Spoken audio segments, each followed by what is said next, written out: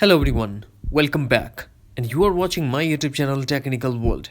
Today in this video I'm going to show you how to remove calendar virus in iPhone and iPad.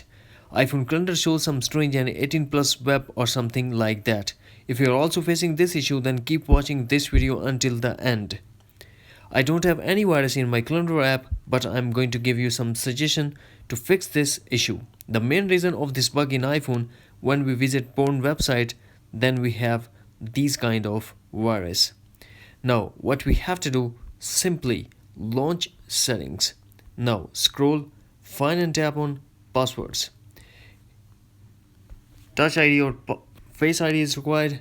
Here we have to see under your email ID, there we have some strange website, some strange accounts or something like that. We just tap on them and delete one by one, and you will get rid of this virus. That's it. Hopefully friends, you found this video helpful, so please don't forget to subscribe, like and share with your friends and family. Thanks for watching. Take care. Bye bye.